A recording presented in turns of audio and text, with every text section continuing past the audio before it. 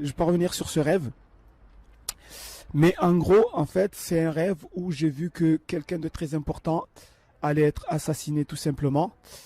Et après l'assassinat de cette personne, c'est ce que je vis dans le rêve, j'ai vu que j'étais avec des gens, nous avons commencé à courir et on a commencé à prévenir les gens qu'il y avait une guerre derrière nous. Puisque dès que cette personne a été assassinée, j'ai commencé à avoir des bombes qui commençaient à tomber et la guerre avait commencé. Et il y avait une sorte de tsunami de bombes qui nous poursuivait par derrière.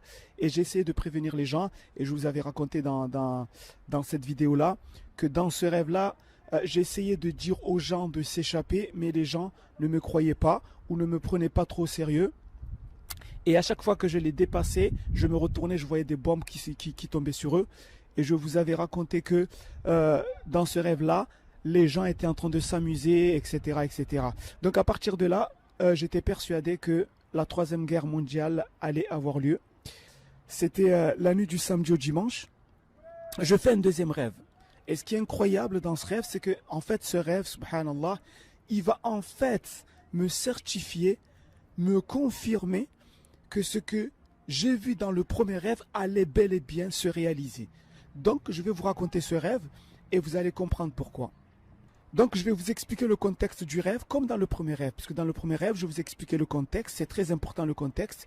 Donc, je vous avais dit que dans le premier rêve, j'avais fait la prière du matin à la mosquée et je suis rentré chez moi, je me suis endormi et c'est là où j'ai fait ce rêve-là.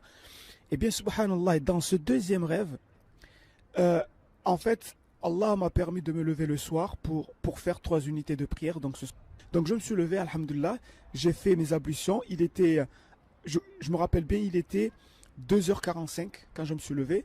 Je suis parti à la salle de bain, je fais mes ablutions et ensuite j'ai fait mes 3 unités de prière rapides et je suis parti me coucher. Je me rappelle que lorsque je suis parti me coucher, je regardais l'heure, il était 3h05 du matin. Et là, je me suis couché et c'est là où j'ai fait ce rêve. Donc je vais tout d'abord vous le raconter et vous allez comprendre que ce rêve confirme le premier rêve que j'avais fait. Donc je me couche, la première chose que je vois dans ce rêve, en fait je vois un match de foot avec des joueurs pros. Ça c'est la première chose que j'ai vue dans ce rêve. Et vous allez comprendre après pourquoi ça c'est très important. Pourquoi c'est très important et pourquoi ça confirme ce que j'avais vu dans le premier rêve. Donc je vois un match de foot, mais cette scène-là a été très très rapide. Tout d'un coup, je me suis retrouvé dans un endroit que je ne connaissais pas en fait. Et là, je vois que en face de moi, on m'a présenté un livre. Mais en fait, c'est pas n'importe quel livre, puisque je me rends compte qu'en fait, le livre qui est devant moi, en fait, c'est le livre du destin. C'est-à-dire, c'est le livre dans lequel tout ce qui doit se passer sur Terre a été marqué.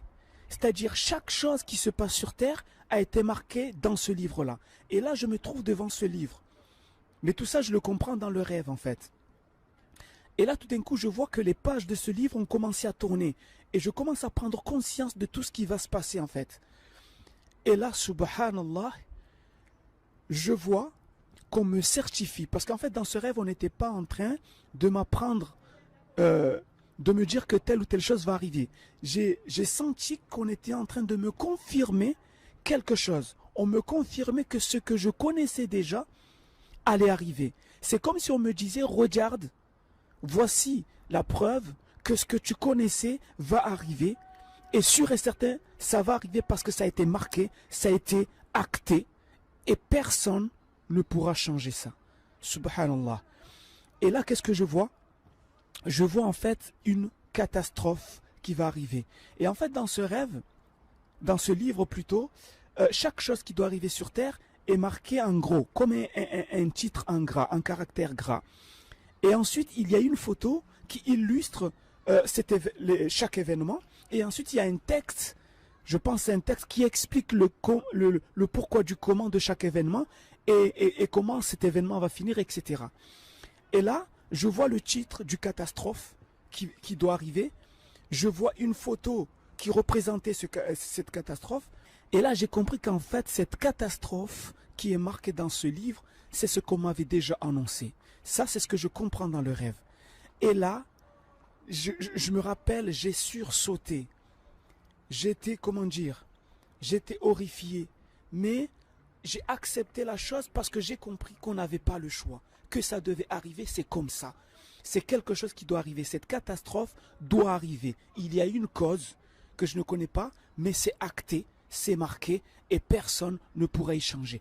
Et là, bien que j'étais horrifié, en fait mon cœur a accepté la chose. Voilà, c'est comme ça, on n'y peut rien.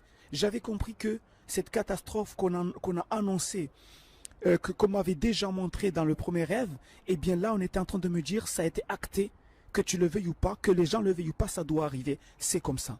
Et c'est là tout d'un coup je me suis réveillé. Je vais vous montrer pourquoi ce rêve est venu confirmer mon premier rêve.